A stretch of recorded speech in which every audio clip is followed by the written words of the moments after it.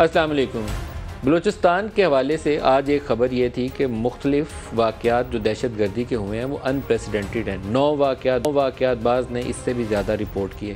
تو ایک لمحہ فکریہ ہے، اگر اسلام آباد کے اندر سوسائڈ اٹیک ہو جائے، بلوچستان کے اندر ایک ہی دن 9 دہشت گردی کے واقعات ہو جائیں، پاکستانی فوج کے جوان شہادتیں پا رہے ہوں، ہماری اس قوم کے بچے ہیں، ہماری اولاد ہیں، بیٹے ہیں ہمارے، جو اپنی جانوں کا نذرانہ پیش کر رہے ہوں اور ہمارے کانوں پر جوں تک نہ رنگے۔ ایک لمحہ فکریہ ہے، کیونکہ پاکستانی جو ٹاپ ٹیئر ہے لیڈرشپ، پی ٹی آئی یا پی ڈی ایم، مجھے لگتا تھا کہ یہ نیشنل سیکورٹی کمیٹی کا اجلاس بلا کر پارلیمان کے اندر جا کر ایون پی ٹی آئی کو اپنے نمائندے اندر بھیج کے ایک اسٹریٹجی کے اوپر دوبارہ بات کرنی چاہیے۔ افغان سچویشن ہے، افغانستان کے علاقوں سے ٹی ٹی پی دوبارہ ری گروپ کر کے پاکستانی بچوں کا خون بہا رہی ہے۔ تو ہم کیا انتظار کر رہے ہیں کسی چیز کا، اس سے بڑے سانحے کا؟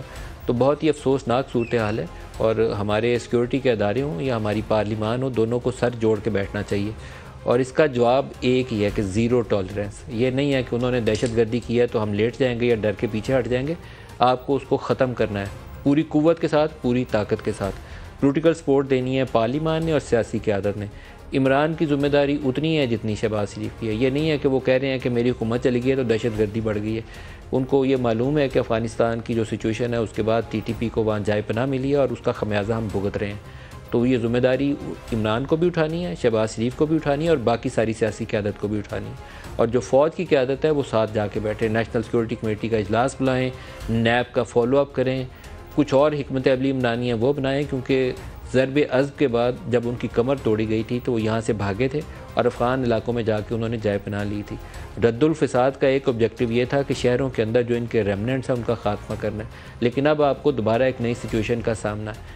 وہ لوگ جو یہاں سے بھاگ کے افغانستان گئے تھے وہ دوبارہ اندر آ رہے ہیں۔ ہم نے باڑ لگائی تھی سرحد کے اوپر کہ یہ سرحد پار سے جو ان ریگولیٹڈ ٹرانس بارڈر موومنٹ ہے اس کو ہم روکیں گے، یہ رکے یہ ساری ایسی جو انلیگل ایکٹیویٹی ہے اس کو ہم سٹاپ کریں گے۔ وہ آپ روک نہیں پائے، آپ کی گندم سمگل ہو جاتی ہے، آپ کا فرٹیلائزر سمگل ہو جاتا ہے، اور اب سب سے بڑا خطرہ یہ ہے کہ آپ کے علاقوں میں دہشت گردی ہو رہی ہے۔ اس کو آپ ٹالریٹ نہیں کر سکتے، تو اس کے اوپر اسپیشل سیشن ہونا چاہیے پارلیمان کا، نیشنل سیکورٹی کمیٹی کا اجلاس ہونا چاہیے، اور پی ٹی آئی کو ذمہ داری کا مظاہرہ کرتے ہوئے اندر اپنی نمائندگی دینی چاہیے تاکہ اس کی ایک نیشنل اونرشپ ہو، جیسے نیشنل الیکشن پلان کے وقت ایک نیشنل اونرشپ تھی۔ اس کے علاوہ اس کا حل کوئی نہیں ہے۔ پریزیڈنٹ الوی صاحب کا کراچی میں انٹریکشن ہوا ہے، جس کے اوپر خبر یہ تھی ابتدائی طور پر کہ انہوں نے کہا ہے کہ 2018 کے انتخابات میں اور سینٹ الیکشن میں جنرل باجوہ نے عمران خان اور تحریک انصاف کو سپورٹ کیا۔ بعد میں انہوں نے اس کی کلیریفیکیشن جاری کر دیا کہ نہیں، یہ جو ریفرنس اصل تھا اس سے ہٹ کے ان کو کوٹ کیا گیا، لیکن جس بھی ریفرنس نے صدر عارف الوی نے یہ بات کہی ہوگی،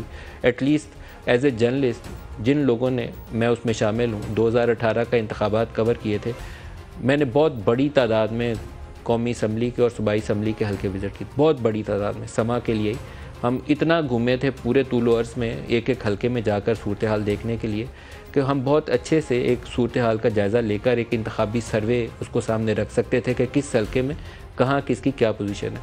پھر ہمیں جو بیک گراؤنڈ انفارمیشن ملتی ہے اس کی بنا کے اوپر بھی میں پورے وثوق کے ساتھ آپ کو بتا سکتا ہوں کہ 2018 کے انتخابات صاف شفاف نہیں تھے۔ کراچی کی 14 حلقوں میں سے ہمارا ایٹ بیسٹ گیس یہ تھا کہ پاکستان تحریک انصاف 3-4 نشستیں جیت سکتی ہے۔ 14 سیٹیں جیتنے کا کہیں خواب و خیال بھی نہیں تھا، صورتحال آن گراؤنڈ ایگزسٹ ہی نہیں کرتی تھی۔ پنجاب کے حلقوں میں پاکستان تحریک انصاف بہت کمپیٹیٹو پوزیشن میں تھی پی ایم ایل این کے اگینسٹ، لیکن یہ کہ وہ صوبائی حکومت بنانے میں کامیاب ہو جائیں گے یہ ابھی مشکل تھا اس بات کو کہنا۔ پھر پری پول ایک ارینجمنٹ تھا جس میں کچھ الیکٹیبلز کو ساؤتھ پنجاب سے لے کر پنجاب کے مختلف علاقوں سے پاکستان تحریک انصاف کی طرف ہانکا گیا تھا، اور پھر بعد میں جو انڈیپینڈنٹس جیتے ہوئے تھے ان کو کس طریقے سے پاکستان تحریک انصاف کی طرف بھیجا گیا، بلوچستان عوامی پارٹی کا قیام کیسے ہوا، یہ وہ باتیں ہیں جن کو شاید میں نام لے کر تو اسکرین کے اوپر آپ کو نہیں بتا سکتا، لیکن یہ تمام چیزیں اسٹیبلشمنٹ کی بیہائنڈ دا سین سپورٹ کی طرف نشاندہی کرتی تھی، اور اسی کے نتیجے میں 2018 میں پاکستان تحریک انصاف کی حکومت بھی بنی، اور 2018 کے بعد سینٹ انتخابات میں بھی سنجرانی صاحب کے الیکشنز کے وقت بھی اور جب یوسف رضا گیلانی سینیٹر منتخب ہوتے ہیں اس وقت بھی، اور عمران خان نے جب اعتماد کا ووٹ لیا، شاید وہ لاسٹ موقع تھا جب اتنی آبویس طریقے سے ایم این ایز کو کال کر عمران خان کو ووٹ آف کانفیڈنس دینے کے لیے کہا گیا تھا۔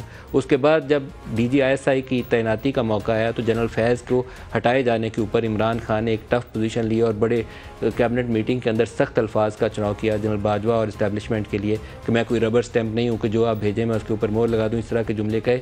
اس کے بعد ان کے اندر اختلاف رائے پیدا ہونا شروع ہوا اور وہ جو سیم پیج تھا وہ سیم پیج پھٹا اور دوری ہونا شروع ہوگی۔ یہ اصل کانٹیکسٹ ہے، اس سے ہٹ کے جو بھی کوئی بندہ بات کہے تو وہ جھوٹ ہے۔ اس کی تفصیلات اور ہو سکتی ہیں لیکن پورا سیناریو یہی تھا جو میں نے آپ کے سامنے رکھا۔ جو عمران خان نے کچھ انٹرویوز کے اندر باتیں اور جملے بولے ہیں، اس میں ایک تو وہ کہتے ہیں کہ ایسی کمزور حکومت تو مجھے دوبارہ ملے تو نور نہیں۔ پہلے تو وہی سنوا دیں کیا کہہ رہے ہیں۔ یہاں ایسی فورسز ہیں جو میرے سے زیادہ طاقتور ہے، وہ یہ احتساب نہیں چاہتی اور وہ بلیو ہی نہیں کرتی احتساب میں۔ اب اگر مجھے واپس جانا پڑے تو میں کبھی بھی وہ گورنمنٹ نہ لوں، میں اپوزیشن میں بیٹھ جاؤں گا لیکن گورنمنٹ نہیں لوں گا۔ جب تک آپ طاقتور نہیں ہوں گے آپ قانون قائم ہی نہیں کر سکتے، آپ انصاف دے ہی نہیں سکتے۔ دوسرا ان کا بیانیہ وہی رٹا رٹایا ہے کہ ایک طاقتور شخص ہے اور وہ این آر او دے دیتا ہے اور احتساب نہیں ہونے دیتا۔ اب احتساب کا ادارہ یا عمران کے کنٹرول میں تھا تو یا اسٹیبلشمنٹ کے کنٹرول میں تھا۔ 4 سال تو اس کے مزے لوٹ لیے، جب حکومت گر گئی تو اس کے بعد یاد آیا کہ میرے نیچے نہیں تھا۔ اپوزیشن کے جس بندے کے اوپر ہاتھ رکھتے تھے وہ اندر چلا جاتا تھا۔ شاہد خاقان، احسن اقبال، مفتاح اسماعیل، ان کے اوپر کوئی کیس تھا ہی نہیں۔ کتنے مہینے ایک ایک شخص نے جیل میں گزارے، شاید کبھی ان کا جواب ان کو دینا پڑے گا۔ سنوائیے کیا کہہ رہے ہیں۔ کہتا ہے ایک آدمی میں کہ ایک آدمی فیصلہ کرتا ہے گورنمنٹ گرانے کا اور چوروں کو اوپر لانے کا اور ان کو این آر او دلوانے کا، جو ذمہ دار ہے اس کا۔ اسٹیبلشمنٹ ہے تو وہ ناراض ہو جائے گی تو میں چپ کر کے قبول کر لوں۔ پھر یہ جو ٹیپس ہیں اور یہ جو ویڈیوز بنائی ہوئی ہیں، اگر اس ملک میں انصاف قائم نہیں ہوتا یہ ملک ختم ہو جائے گا۔ ویڈیو ٹیپس اور آڈیو ٹیپس، یہ آخری ایک کامنٹ اس کے اوپر میں کر لوں پھر اپنے مہمانوں کی طرف آؤں گا۔ یہ بہت گھٹیا حرکت ہے کسی کی پرائیویٹ ویڈیوز اور آڈیوز جاری کرنا، لیکن عمران خان جلسوں میں کھڑے ہو کر کہتے تھے مریم نواز کی ایک اور ٹیپ آنے والی ہے۔ وہ تو گھٹیا حرکت نہیں تھی، وہ تو بہت ہی مناسب تھا۔ اخلاقیات کے اعلیٰ درجوں کے اوپر قائم ہو کر یہ بتایا جاتا تھا کہ مریم کی فلانی ٹیپ آنے والی ہے۔ اب جو کچھ آ رہا ہے وہ بھی گھٹیا ہے، میں اس کو جسٹیفائی نہیں کر سکتا۔ تو لیکن اس کے حل کے لیے عمران خان کو سیاسی لوگوں کے ساتھ بیٹھ کے بات کرنی چاہیے۔ سوشل میڈیا کا جتنا بیہودہ استعمال 4 سال سے تحریک انصاف نے کیا اور اس کو رواج دیا، اب وہ کہتے ہیں یہ اسلام کی روح کے خلاف ہے۔ اسلام میں کبھی بھی اس بات کی اجازت تھی نہیں، جب عمران خان وزیر اعظم تھے تب بھی اس کی اجازت نہیں تھی، لیکن ایک لبادہ اوڑھ کے دوسروں کو ملائن کرنے کے لیے، ان کی کریکٹر اسیسینیشن کے لیے اس وقت سوشل میڈیا کا ہر گندہ استعمال جائز تھا، اب برا ہو گیا۔ اس وقت بھی برا تھا اب بھی برا ہے، اس وقت بھی گندا تھا اب بھی گندا ہے۔ تو کچھ چیزیں سیکھے، ہمیں بہتر طریقے سے آگے بڑھنے کی ضرورت ہے۔ احسن اقبال صاحب پاکستان مسلم لیگ رہنما ہمارے ساتھ ہیں اسلام آباد اسٹوڈیوز میں۔ احسن صاحب ویری وارم ویلکم۔ اس کے علاوہ اعجاز الحق صاحب پی ایم ایل ضیاء سے اور چودھری شافع حسین پی ایم ایل کاف سے ہمارے ساتھ ہیں، سب کو خوش آمدید کہتا ہوں۔ احسن اقبال صاحب آپ سے شروع کروں گا، پہلے تو دہشت گردی کے اوپر۔ آپ وزارت داخلہ بھی آپ نے سنبھالی، جب اے پی ایس کا اٹیک ہوا اس وقت بھی آپ لوگوں کی حکومت تھی، بڑی ذمہ داری سے ایک نیشنل ایکشن پلان ترتیب دیا گیا تھا۔ اب جو سپل اوور ہے، جو ٹی ٹی پی ری گروپ کر کے اٹیک کر رہی ہے، دوبارہ وہ ڈٹرمینیشن چاہیے، ہمیں ان کو کچلنا ہے، پیچھے نہیں ہٹنا۔ شکریہ ندیم ملک صاحب۔ دیکھیے سب سے پہلے تو میں ان شہیدوں کو سلام پیش کروں گا کہ جنہوں نے اپنی جانیں ملک کے لیے قربان کی ہیں۔ بلا شبہ اس جنگ کو ہم نے سستا نہیں جیتا، اس میں بڑی قربانیاں دی ہیں قوم نے۔ اس میں ہمارے مسلح فوج کے جوان، افسر، سیکیورٹی فورسز کے افراد، پھر عام شہری، سب نے اس میں بہت بڑا ایک حصہ ڈالا ہے اور یہ قوم کی ریزولو تھی۔ آرمی پبلک سکول ایک نقطہ انتہا تھا دہشت گردی کا، جس کے بعد قوم اکٹھی ہوئی۔ پرائم منسٹر نواز شریف صاحب نے عمران خان صاحب دھرنے پہ بیٹھے ہوئے تھے، ان کو بھی بلایا، پوری قومی قیادت کو بلایا، عسکری قیادت بیٹھی اور نیشنل ایکشن پلان بنا۔ اور اس کے بعد مسلح فوج کو کہا گیا کہ آپ کو جتنے وسائل چاہیے حکومت فراہم کرے گی، لیکن ہم نے اس چیز کی بیخ نہیں کرنی۔ اور پھر بڑی کامیابی کے ساتھ الحمدللہ آپ نے دیکھا کہ 2017-18 تک ہمیں بڑی اس میں کامیابی مل گئی۔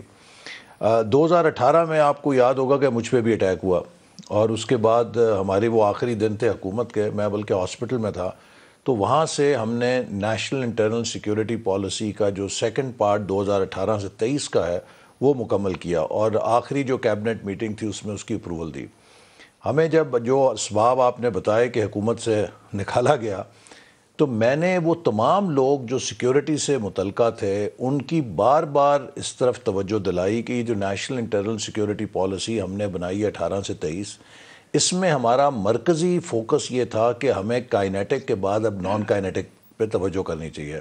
دیکھیے جیسے آپ ایک مریض کو آپریشن کرتے ہیں تو آپ اس کو ہمیشہ آپریشن تھیٹر پہ نہیں رکھ سکتے نا، آپ کو پھر اسے آپریشن تھیٹر سے نکال کے نان سرجیکل کچھ اس کی بحالی کے لیے اقدامات اٹھانے پڑتے ہیں۔ اگر آپ اسے مستقل آپریشن تھیٹر پہ اور چھریوں کے نیچے رکھیں گے تو وہ سرجری کاؤنٹر پروڈکٹیو ہو جائے گی۔ تو اس میں ہم نے نشاندہی کی تھی کہ کیا سوشل ریفارمز کرنے کی ضرورت ہے، ایجوکیشنل ریفارمز کیا کرنے کی ضرورت ہے، کرمنل جسٹس سسٹم میں کیا ریفارمز کی ضرورت ہے، اکنامک انیشیٹوز، پیس اور ڈیولپمنٹ کا کیا انٹرفیس ہم قائم کریں تاکہ ایک ایسا ایکو سسٹم بنے جس میں ہم ان بیماریوں سے یہ جو بار بار ہمیں اٹھاتی ہیں تنگ کرتی ہیں ہم اس کا سدباب کر سکیں اور اس میں یہ بیج پن پہ نہ۔ لیکن افسوس سے مجھے کہنا پڑتا ہے کہ 4 سال اس نیشنل انٹرنل سیکیورٹی پالیسی پر کوئی توجہ نہیں دی گئی۔ اس وقت سارا آپسیشن یہ تھا کہ جی ہم لوگ جو اپوزیشن کے لوگ تھے شاید ہم ہی دہشت گرد ہیں، شاید ہم ہی اس ملک کے غدار ہیں، اور حکومت نے تمام ایجنسیوں کو جنہیں ہم نے 100% سیکیورٹی ڈیوٹیز پہ لگایا ہوا تھا، کاؤنٹر ٹیررزم کے اوپر لگایا ہوا تھا، جو آئی بی ہے اس کو بھی مکمل طور پہ اپوزیشن کے پیچھے لگا دیا گیا۔ اسی طرح دیگر جو آپ نے خود ہی سنا کہ عارف علوی صاحب نے جو بیان دیا، دیگر ایجنسیوں سے بھی یہی کام لیا جاتا تھا کہ ہمارے ایم این اے پورے کر کے دو، ہمیں ووٹ آف کانفیڈنس لے کے دو۔ لیکن سر جو ہونا تھا وہ تو گزر گیا، لیکن کیا نہیں، لیکن یہ کانٹیکسٹ دیکھیے، یہ کانٹیکسٹ سمجھنا ضروری ہے کہ آج ہم یہاں کیوں کھڑے ہیں، کہ وہ جو ایک ریزالو اور جو فوکس بنایا گیا تھا اسے ختم کر دیا گیا اور قوم کو منتشر کر دیا گیا۔ یہ وہ حالات ہیں کہ جس میں یہ گروہ فائدہ لیتے ہیں، اور یہ ان کی ری ایمرجنس ہوئی۔ اور پھر یہ ہے کہ جو آخری پچھلی حکومت کے دن تھے اس میں جو کچھ سیٹلمنٹ انہوں نے کی ہمیں نہیں پتہ، اس میں ٹی ٹی پی کو سپیس دی گئی کہ وہ واپس آ کے اس نے انگریس کیا خیبر پختونخوا کے اندر۔ کس نے یہ سپیس دی؟ اس کا فیصلہ کس نے لیا؟ میرا خیال ہے اس وقت کی حکومت کو ذمہ داری لینی چاہیے، جس نے بھی سپیس دی ذمہ داری۔ امپورٹنٹ نیوز اگر آپ کہہ رہے ہیں کہ ہم نے آفیشیلی ان کو سپیس دی ہے تو نہیں، مقصد سپیس ان دا سینس کہ وہ ان کا انگریس یہاں پہ ہوا نا۔ آپ نے اگر آپ نے کوشش نہیں کی کہ ان کو روکیں اور آپ نے اگر آنکھیں بند رکھیں اور وہ لوگ گھس گئے تو یہ کس کی ناکامی ہے؟ پھر خیبر پختونخوا میں صوبائی حکومت کس کی ہے؟ دیکھیے جتنا بھی آپ کر لیں، ہمارے سیکیورٹی کے ادارے اس کو لڑتے ہیں، لیکن جو گراؤنڈ کے اوپر کاؤنٹر ٹیررزم کا کام ہے یہ صوبائی حکومت کا ہے۔ پنجاب کے اندر شہباز شریف صاحب نے اربوں روپے خرچ کیے اور ایک بہت مضبوط کاؤنٹر ٹیررزم ڈپارٹمنٹ بنایا۔ ابھی آپ خیبر پختونخوا میں جو کاؤنٹر ٹیررزم ڈپارٹمنٹ ہے اس کی حالت زار دیکھ لیں، پنجاب کے ساتھ اسے آپ کمپیئر کریں، حالانکہ وہ فرنٹ لائن صوبہ ہے۔ تو اجاز صاحب سے بھی اس پہ پوچھتے ہیں۔ اجاز الحق صاحب، یہ بہت بڑا چیلنج ہے اور ہم اس سے پیچھے نہیں ہٹ سکتے۔ ہماری اپنی اولاد ہے، ہمارے بچے ہیں، اس قوم کے جوان ہیں جو شہادتیں دے رہے ہیں، صرف پاکستان کو محفوظ بنانا ان کا مقصد ہے۔ تو ہم بیٹھے رہیں، سیاسی لڑائیاں لڑتے رہیں اور باقی کام جو ہے پاکستان خانہ جنگی کی طرف چاہے چلے جائے، اس کو روکنا ہے، کیا کرنا چاہیے؟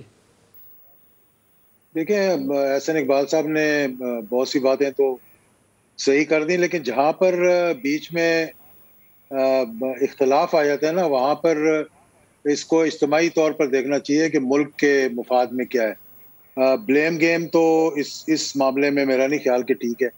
دوسری بات یہ ہے کہ اس میں کوئی شک نہیں کہ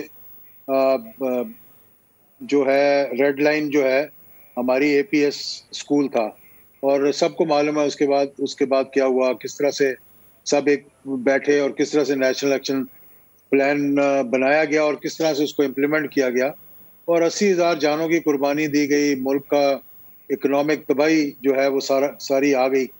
آج بھی میرا خیال ہے کہ حکومت کے پاس پچھلے 8 مہینے تھے، ان 8 مہینوں کے اندر بہت زیادہ آپ نے دیکھا بنو کے اندر جو کچھ ہوا اور دیگر معاملات جو ہو رہے ہیں سوات میں اور دوسری جگہ پہ۔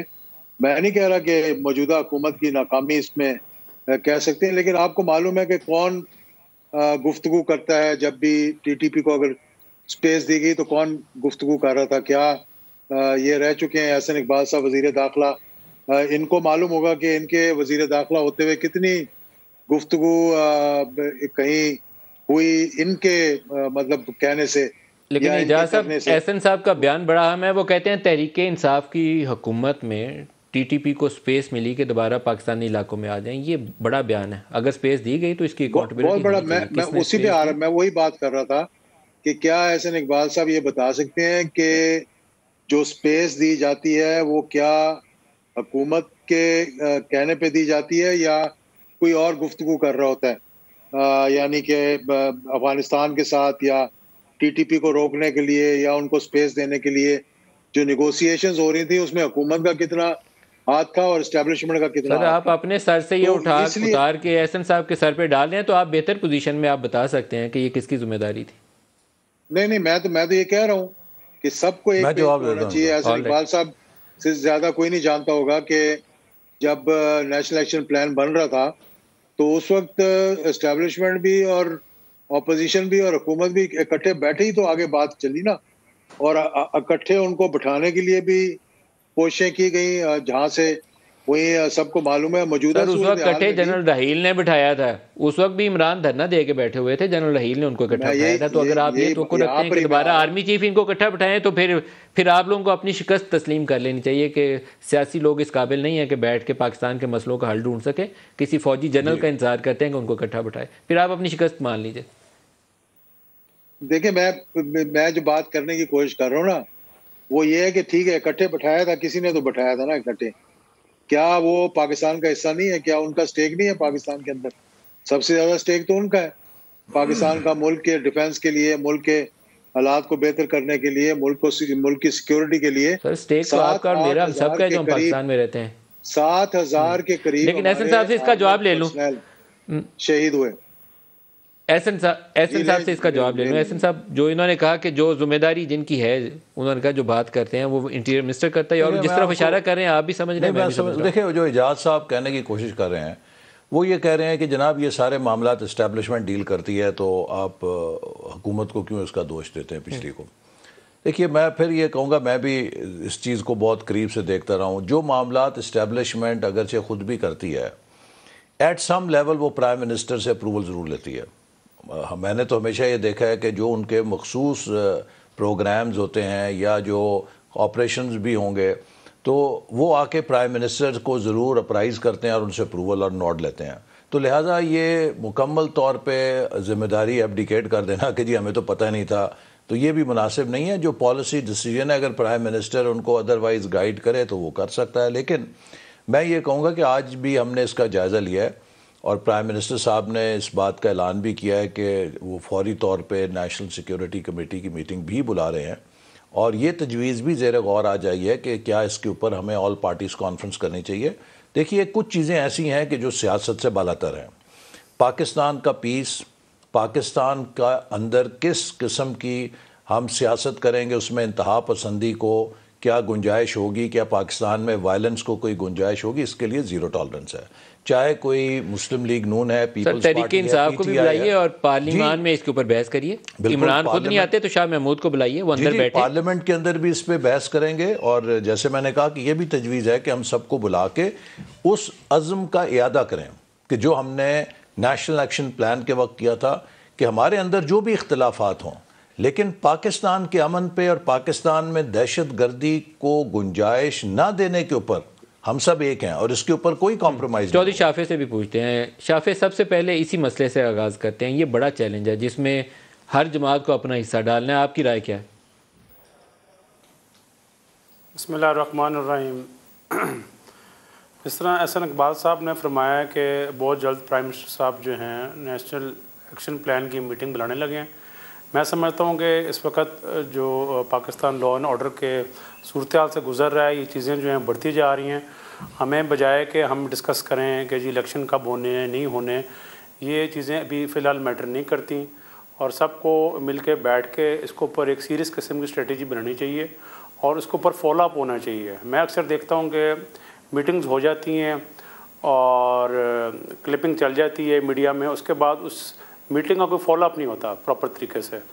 تو وہ فالو اپ بڑا ضروری ہے. اور یہ لا اینڈ آرڈر کا جو شافع, اگر آپ نے عارف علوی صاحب کی گفتگو سنی ہو, اور اس سے پہلے عمران خان, پرویز الہی, مونس الہی, وہ سارے اس کے اوپر اپنے اپنے بیان دے کے تصدیق کر چکے ہیں کہ گزشتہ انتخابات کے اندر اسٹیبلشمنٹ کا کیا رول تھا. پرویز لائی صاحب نے اور مونس نے تو کھل کے کہہ دیا کہ وہ محسن ہے پاکستان تحریک انصاف کے, کاف لیگ کے بھی انہوں نے کہا محسن ہے. تو کیا رول تھا جنرل باجوہ کا گزشتہ انتخابات؟ بیسیکلی میں سمجھتا ہوں کہ آپ ایک تھم ڈائیورٹ کریں الیکشنز کے اوپر. لا اینڈ آرڈر کی جو اس وقت صورت حال ہے اس کو جو ہے نا ساروں کو اس پر فوکس کرنا چاہیے, تاکہ جس طرح یہ بلاسٹ اور یہ سارا معاملہ دوبارہ شروع ہو گیا ہے, یہ سارا ڈائریکٹلی اور انڈائریکٹلی اکانومی کے اوپر بھی یہ سارا لنکڈ ہوتا ہے, اور اس میں جو ہے جو اسلامک اسکالرز ہیں ان کو بھی اب سامنے آنا چاہیے, پبلک کو بھی, اور میں سمجھتا ہوں کہ میڈیا چینلز کو بھی. اور سیاسی طور پر جو آپ بات کر رہے ہیں الیکشنز کے حوالے سے, ابھی تو الیکشن ریفارمز ہی نہیں ہوئے اور ابھی حلقہ بندیاں ہونی ہیں. اور لیکن 2018 کے انتخابات کے اوپر پرویز الہی, مونس الہی, عمران خان اور ڈاکٹر عارف علوی ایک باقاعدہ آفیشیل پوزیشن انہوں نے لے لی ہے. میں آپ کی زبانی سننا چاہتا ہوں کہ جنرل باجوہ کا کیا رول تھا 2018 کے انتخابات؟ کیا انہوں نے پی ٹی آئی کی مدد کی, کاف لیگ کی مدد کی؟ نہیں, اس میں جو اس ٹائم جو رول تھا وہ تو ایک رول تھا, مگر روزانہ میں یہ سمجھتا ہوں کہ یہ ایک ہی بات ہوئی جا رہی ہے رول کے اوپر. اب تو وہ ریٹائر بھی ہو گئے ہیں اور 3.5 سال تھے اس ٹائم. اگر کوئی چیزیں تھیں ایسی تو اس ٹائم سامنے لے کے آنی چاہیے تھیں, اس ٹائم جوڈیشل ریفارمز لے کے آنی چاہیے. لیکن آپ مجھے اس بات کا تو جواب دیں کہ کیا تحریک انصاف کے لیے اور کاف لیگ کے لیے وہ مددگار رول تھا جنرل باجوہ کا؟ جس طرح یہ باتیں ہو رہی ہیں اور اس ٹائم جو سارا کچھ چلتا رہا ہے, اب یہ میں تو یہ سمجھتا ہوں کہ ایسی چیزیں ہیں کہ یہ اگر کوئی کر بھی رہا ہو تو اس چیزوں کو پبلکلی جو ہے وہ نہیں لے کے آنا چاہیے. اچھا, یہ آپ کی رائے ہے کیونکہ آپ کی جماعت میں ابھی یہ سمجھنا مشکل ہے کہ آپ کاف لیگ اکٹھی ہے یا کاف لیگ 2 حصوں میں بٹ چکی ہے, کیونکہ پرویز لائی اور مونس لائی تو اس کے اوپر ایک پوزیشن لے رہے ہیں. وہ تو ساروں کو پتہ ہے کہ دو گروپ بن چکے ہوئے ہیں بیسیکلی, یہ ساری دنیا کو پتہ ہے, اس میں کچھ چھپانے کی بات نہیں. کاف لیگ کے آپ 2 گروپ بن چکے ہیں؟ جی, بڑی دیر سے بن چکے ہوئے ہیں. جب وہ سارا معاملہ ہوا تھا جس میں حلف لیا گیا اور دعائے خیر ہوئی اور چودھری شجاعت صاحب کو کہا گیا کہ جی آپ بات کریں پی ڈی ایم سے, نون لیگ سے, پیپلز پارٹی سے, تاکہ پرویز الہی صاحب سی ایم بن سکیں. تو جب چودھری شجاعت حسین صاحب نے ساروں کو منا لیا تو یہ ادھر چلے گئے بنی گالا, اور جانے سے پہلے یہ کہہ کے گئے کہ ہم اس کو عمران خان کو ٹال کے آ رہے ہیں. پھر کچھ دن پہلے مونس صاحب نے کہا کہ ہمیں, جنرل باجوہ صاحب نے کہا کہ پی ٹی اے کی طرف جائیں. تو یہ ایک سوالیہ نشان ہے کب کا, وہ راستہ میں تو نہیں کہا ہوئے گا نا, F8 گھر سے اور لے کے اور بنی گالا تک, راستے میں فون پر تو کیسی بات نہیں کرتا. تو اگر پہلے کہا تھا جو پریزیڈنٹ ہیں پارٹی کے, ان کو کیوں نہیں بتایا گیا؟ آج آپ نے شافع کو سینئر نائب صدر بنا دیا, اس کی کوئی خاص وجہ؟ سالک کو نہیں, وہ سالک ہے جی, چھوٹا بھائی جو ہے. سالک کا ہی پوچھ رہا ہوں, سالک کو بنا دیا, اس کی کوئی خاص وجہ, خاص محرک ہے اس کا؟ نہیں, اب آگے جو ہے آہستہ آہستہ جو ہے وہ تنظیم سازی کی طرف بھی جانا ہے. اور آپ کو پتہ ہی ہے دوسرا معاملہ بھی چل رہا ہے جو یہ کاملی آگا والا, جو ہر چینل پر آ کے یہ کاملی آگا کہہ رہے کہ جی چودھری شجاعت صاحب. میں کاملی آگا کی طرف پوچھتا ہوں, لیکن ابھی آپ نے ایک بات کہی کہ کاف لیگ 2 حصوں میں بٹ چکی ہے, تو آپ کا جو سمبل ہے سائیکل کا نشان ابھی تو نہیں بٹی ہے, تو 4 مہینوں سے چودھری شجاعت کے پاس ہوگا کہ وہ سائیکل کا نشان چودھری شجاعت کے پاس ہوگا کہ پرویز لائی کے پاس ہوگا؟ آپ کا مطلب ٹریکٹر کا نشان ہے. سائیکل کے نشان سے تو بہت پہلے چینج کر لیا, وہ ٹریکٹر کا ہے. پچھلے جی لاسٹ الیکشن میں بھی ٹریکٹر کا نشان تھا. وہ ٹریکٹر اب آپ کے پاس ہوگا کہ پرویز صاحب کے پاس ہوگا؟ ابھی تو دونوں طرف ہی چل رہا ہے. انتخابات میں کس کے پاس ہوگا, آپ کے پاس ہوگا کہ پرویز صاحب کے پاس ہوگا؟ صدر کے پاس ہوگا. ابھی تو کافی ٹائم ہے, الیکشنز میں بھی کافی ٹائم ہے, ابھی 7 8 9 مہینے پڑے ہیں. بریک لے لیں جی, میرے ساتھ رہیے گا, بریک لے لیں.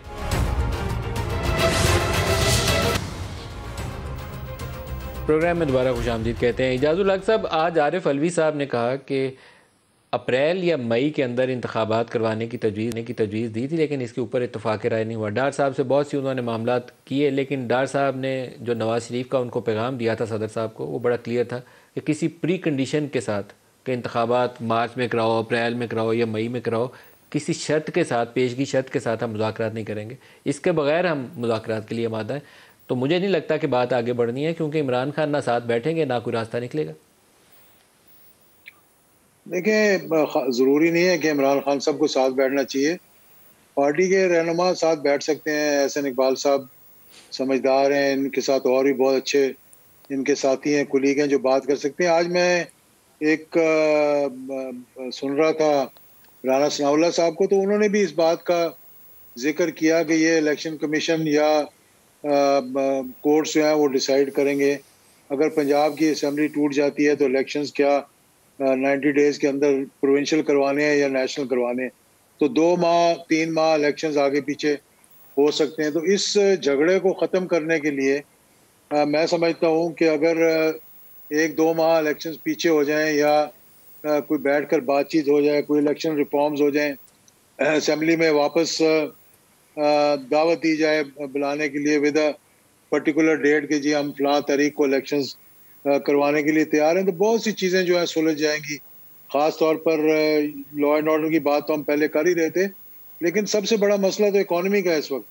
اور میرا خیال ہے کہ جو احسن اقبال صاحب سے زیادہ کوئی یہ جانتا نہیں، کیونکہ وہ پلاننگ اینڈ ڈیولپمنٹ کے رہ چکے ہیں، وزیر بھی رہ چکے ہیں، وزیر داخلہ بھی رہ چکے ہیں، ان تمام معاملات کو وہ سمجھتے ہیں کہ اس وقت کیا کنڈیشن ہے ملک کی اکنامکلی، اور کس طرح سے اس کو سلجھایا جا سکتا ہے۔ کہ آپس میں جھگڑا کوئی حکومت کو گرانے سے یا اس کو بچانے سے یا مطلب وہاں پر گورننس رول لگانے سے اگر تو ملک کا فائدہ ہو سکتا ہے تو میں کچھ نہیں کہتا، لیکن اب دیکھ رہے ہیں سب کے جب ملک کو نقصان ہو رہا ہے، تو میرا خیال ہے کہ یہ وقت آ گیا کہ کچھ سینئر ایلیمنٹ جو ہیں، جن کو ایک میچورٹی ہے جن کے اندر پولیٹیکل، ان کو آگے بڑھنا چاہیے اور بڑھ کر مطلب اختلافات کو کوئی راستہ نکالا چاہیے۔ احسن صاحب سے پوچھتے ہیں، آپ کی جماعت میں ڈار صاحب ہوں یا آپ ہوں، آپ سیاسی بات چیت کر کے راستہ نکال سکتے ہیں، تو اعجاز الحق صاحب کا مشورہ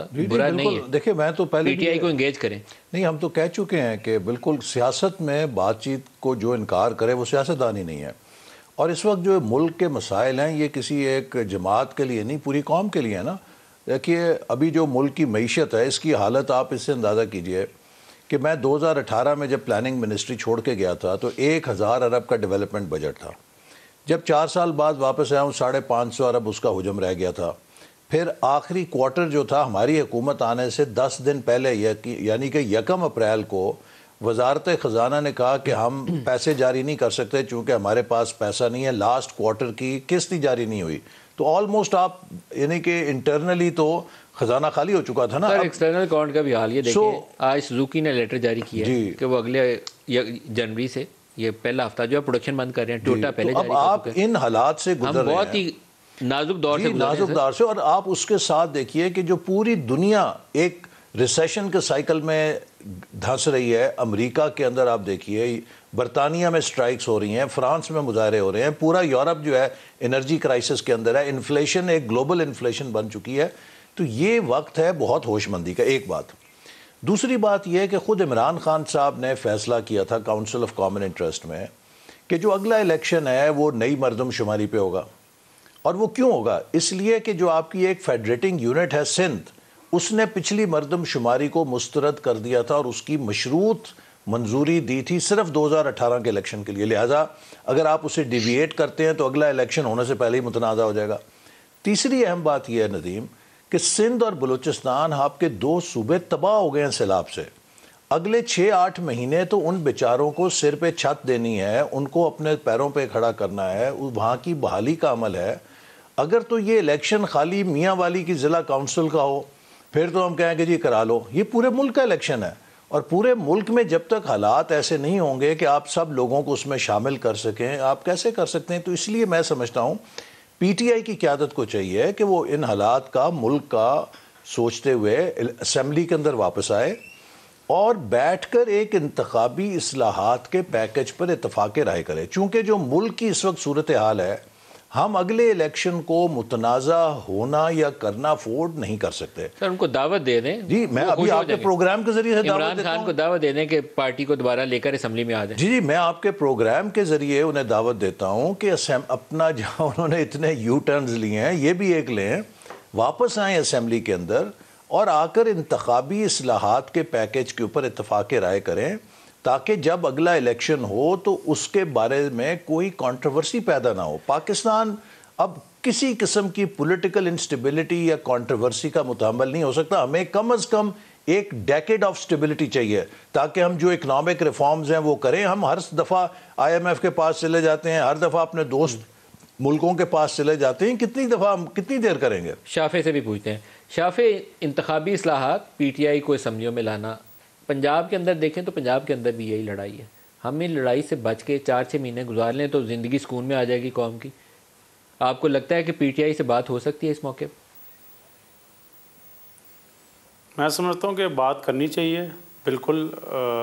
جو باتوں کا معاملہ ہے, ایک سیاسی جماعت دوسری سیاسی جماعت اور جو سیاستدان ہیں وہ بہتر ہے کہ آپس میں بات چیت کریں جس کے لیے ملک کے لیے بہتری ہو, بجائے کہ روزانہ جو ہے ایک دوسرے کو گالم گلوچ اور ایک دوسرے کا نام بگاڑنا, ایک دوسرے کی شکلوں کے بارے میں نام بگاڑنے.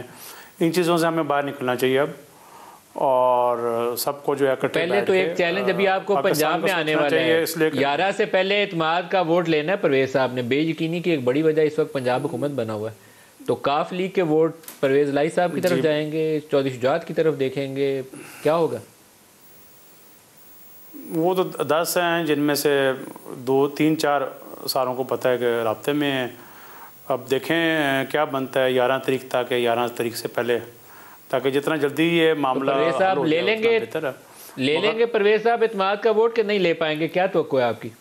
یہ تو اس کے بارے میں تو میں ابھی کچھ نہیں کہہ سکتا, اس میں تو ابھی ہیں کچھ دن, مگر مین چیز یہی ہے کہ چودھری شجاعت صاحب کی بات ہوئی ہے پرویز صاحب سے؟ جس طرح شجاعت صاحب کی بات ہوئی ہے پرویز صاحب کس حوالے سے, یہ عدم اعتماد کے حوالے سے, کس حوالے سے بات ہوئی؟ یہ سیاسی معاملات میں پنجاب حکومت کے حوالے سے, PDM کی سپورٹ کے حوالے سے؟ نہیں, سچ تو کوئی نہیں ہوئی. آپ کو سارا پتہ ہی ہے کہ کیا معاملات ہوئے. آپ کو پتہ ہے کہ 3-4 مہینے پہلے کیا ہوا, اور پھر اس کے بعد جو جس طرح رفٹ شروع ہوگی ایک سیاسی خاندان میں. اور میں تو ہمیشہ یہ کہتا ہوں کہ سیاسی خاندان کو اکٹھے مل کر چلنا چاہیے, مگر آپ کو اکٹھے مل کے نہ چل سکے, نہ چلنا چاہے, تو پھر تو ہم کچھ نہیں کر سکتے نا. شجاعت صاحب نے تو بڑی کوشش کی.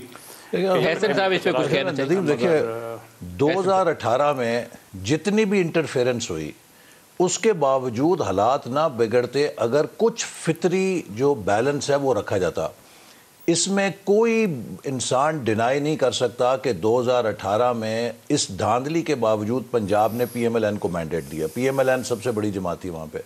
جو ہمارے پولیٹیکل سسٹم میں ڈی سٹیبلائزیشن ہوئی ہے اس کی بڑی وجہ یہ تھی کہ پنجاب جس کا مینڈیٹ PMLN تھا اس کو مصنوعی طور پہ PTI کو ڈیلیور کیا گیا.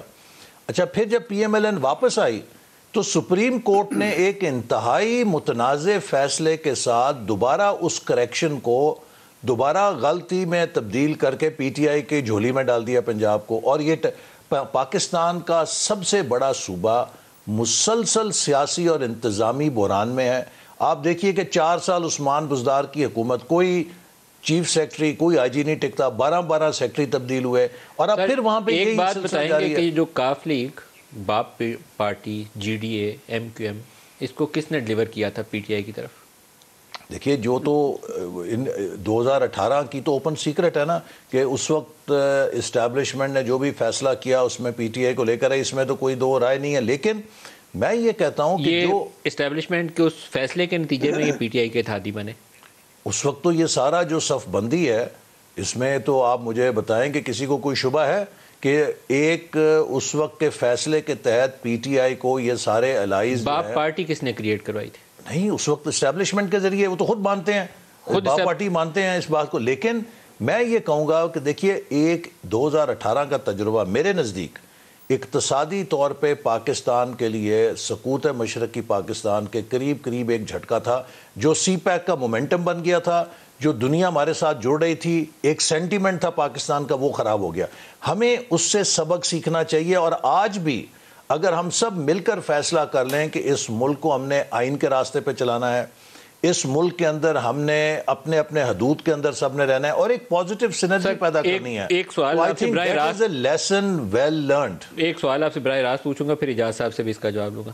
جنرل عاصم کے اوپر ایٹ لیسٹ یہ بوجھ نہیں ہوگا کہ 2018 سے لے کر اب تک جو کچھ ہوا ہے، لیکن وہ کریکٹ کر سکتے ہیں راستے کی. اسی طرح جو ISI کے نئے DG ہیں جنرل ندیم، ان کے اوپر بھی وہ بوجھ نہیں ہوگا کہ جنرل فیض کا کتنا تعلق تھا عمران سے، تو یہ بھی راستہ درست کر سکتے ہیں. کیا یہ دونوں پروفیشنلی فوج کا جو آئینی کردار ہے اسی کی طرف فوج کو لے کر جائیں گے؟ مجھے پوری امید ہے. اور دیکھیں یہ دونوں، ان کو میں جب انٹیریئر منسٹری میں تھا تو ان دونوں افسروں کو میں نے قریب سے دیکھا ہوا ہے. انتہائی پروفیشنل ہیں اور سولجرز ہیں پورے. اور میں سمجھتا ہوں کہ اس وقت پاکستان کی سیکیورٹی کا سب سے بڑا تقاضا یہ ہے کہ ہم پاکستان کی اکانومی کو کیسے ریوائیو کریں، اور اس کا سارا دار و مدار ہے کہ ہم اس ملک میں پولیٹیکل سٹیبلٹی کیسے تو فوج آئینی کردار میں واپس جائے گی. مجھے پوری امید ہے. اجاز صاحب آپ سے رائے چاہوں گا کیونکہ آپ اس ادارے کو بہت اچھے سے واقف ہیں. یہ اس وقت بہت ضرورت ہے پاکستان کو قوم کو کھڑا کرنے کے لیے کہ مستقل بنیادوں کے اوپر ایک آئینی رول جو ہے اس کے اندر ادارہ آ جائے. جی میں بالکل اس بات پہ ایگری کرتا ہوں. اس میں کوئی شک والی بات نہیں ہے. بالکل پولیٹکس کے اندر مداخلت نہیں ہونی چاہیے، لیکن جہاں پہ پاکستان کی بات آ جائے نا تو وہاں پر پھر ہر کسی کو اسٹیک ہولڈر کو اپنا اپنا کردار ادا کرنا پڑے گا، اور وہ نیشنل سیکیورٹی کونسل کے ذریعے ہو سکتا ہے. ایک بات میں مطلب اس سارے جو باتیں ہوئی ہیں ابھی تک، آپ نے بڑا زور دیا 2018 پہ، تو 9 اپریل کے بارے میں آپ کچھ بولے نہیں کہ باپ پارٹی کہاں تھی، MKM کہاں تھی، اور دیگر جو ہے 2018 میں جنہوں نے اکٹھا کیا تھا 9 اپریل 2022 کو انہوں نے اپنا ہاتھ اٹھا دیا تھا. میں تو کہہ رہا ہوں کہ یہ جس راستے سے آئے تھے اسی راستے سے گئے ہیں. دو رائے نہیں ہے. ہاتھ نہیں اٹھا دیا. نہیں، یہ آپ کا تجزیہ غلط ہے. ہاتھ اٹھا نہیں دیا، وہ پورا ہاتھ استعمال ہوا، اور کس طرح سے ان کو وہاں سے اٹھا کے وہاں ڈالا گیا وہ سب کے وہ بھی حقیقت ہے. اب آپ نہ بولیں اس کے بارے میں تو میں کچھ نہیں کہہ سکتا. احسن اقبال صاحب کو بھی اس کے بارے میں، پرویز لائی کا بیان جو ہے وہ اس سے متصادم ہے. پرویز لائی کا بیان اس سے متصادم ہے. میں اس لیے کوئی غلط فہمی میں بیان نہیں جاری کر رہا یہاں پہ. پرویز لائی کا بیان اس سے متصادم ہے. انہوں نے نام لے کر کہا کہ ہمیں جنرل باجوہ نے کہا تھا کہ آپ عمران کی طرف جائیں. نہیں وہ تو بالکل مطلب میں نہیں کہہ رہا کہ پرویز لائی صحیح کہہ رہے ہیں یا غلط کہہ رہے ہیں. میں تو اوور آل اس پکچر کی بات کر رہا ہوں. اس کو میں نے بڑے قریب سے دیکھا تھا. ان لوگوں سے میری گفتگو ہوئی تھی، اور سب کو معلوم تھا کہ کیا ہو رہا ہے. اگر ہم 9 اپریل کے متعلق آپ کی رائے درست ہے، لیکن 9 اپریل کو کاف لیگ والا جو رول تھا وہ ڈیفرنٹ ہو گیا. یہ ایک ایسی گیم ہے جو میں سمجھنے سے قاصر ہوں. اس کے اوپر میں رائے نہیں دے سکتا. وہ تگڑے لوگ ہیں. ایک چیز میں یہ ضرور کہنا چاہتا ہوں کہ دیکھیے یقیناً ہم سب کی، ہم نے تو اسٹیبلشمنٹ کے خلاف مشرف دور میں بڑی جدوجہد کی ہے، پیپلز پارٹی نے اس سے پہلے بھی کی ہے، لیکن جتنا ذمہ داری اسٹیبلشمنٹ کے اوپر ہے، آئی مسٹ سے ایز اے پولیٹیشین کہ اس سے زیادہ ذمہ داری پولیٹیشنز کے اوپر ہے. اگر ہم اپنی پولیٹیکل پارٹیز کو انسٹیٹیوشنلائز نہیں کریں گے اور انٹرنلی ڈیموکریٹائز نہیں کریں گے، دیکھیے جو پاور ہے نا وہ ویکیوم نہیں ہوتا. جو انسٹیٹیوشن زیادہ منظم ہوتا ہے وہ غیر منظم انسٹیٹیوشن کی سپیس میں داخل ہو جاتا ہے. تو یہ بڑی وجہ ہماری جو سیاسی نظام کی کمزوری ہے اس میں آئی مسٹ ایڈمٹ کہ ہماری جو پولیٹیکل پارٹیز ہیں وہ انٹرنلی اتنی ڈیموکریٹائز نہیں ہوئیں یا ہو سکیں جتنا انہیں ہونا چاہیے. تو اس کی ایک بڑی وجہ یہ بھی ہے کہ وہ مارشل لاؤں کے خلاف جدوجہد کرتی رہیں، وہ اپنی بقا کی جنگ لڑتی رہیں. لیکن اب ہمیں اس بات پہ توجہ دینی ہے ہم سب نے کہ ہم پاکستان کے اندر پولیٹیکل کلچر اگر مضبوط کرنا چاہتے ہیں تو اس کی اساس، جیسے معاشرے کی اساس خاندان ہے، ڈیموکریسی کی اساس پولیٹیکل پارٹی ہے. احسن اقبال صاحب، اجاز الحق صاحب، چودھری شافع حسین، آپ سب کا آج کے لیے اتنا ہی. اجازت دیجیے. اللہ حافظ.